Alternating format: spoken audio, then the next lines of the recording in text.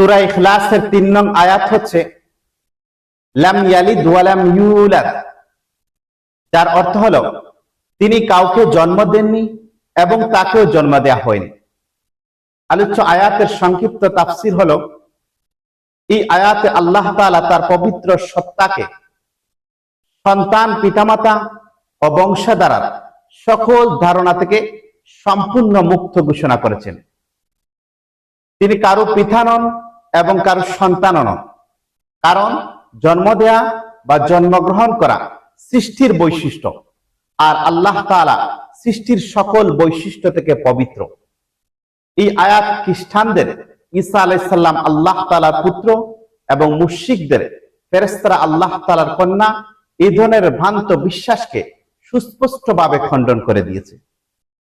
এই মর্মে আল্লাহ রাব্বুল আলামিন পবিত্র কোরআনের এক আয়াতের মধ্যে ইরশাদ করেছেন, বাদিউস সামাওয়াতি ওয়াল আরদ আন্না ইয়াকুনু লাহু ওয়ালাদুন ওয়া লাম তাকুল লাহু সাহিবা, যার অর্থ হলো তিনি আসমান সমূহ ও পৃথিবীর অভিনব সৃষ্টিকর্তা, তার সন্তান কিভাবে হতে পারে অথচ তার কোনো সঙ্গিনী নেই।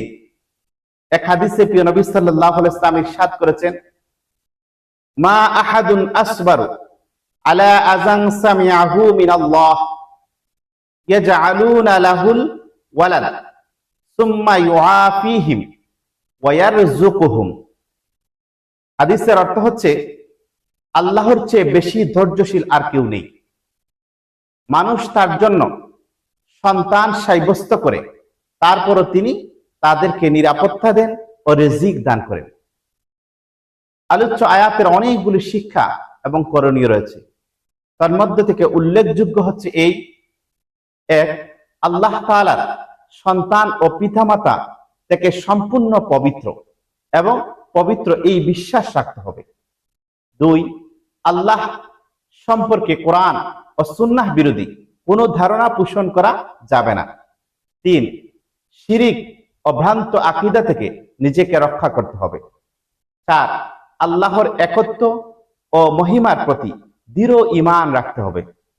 ৫, তাওহীদের বিশুদ্ধ আকীদা পরিবার ও সমাজে প্রচার করতে হবে।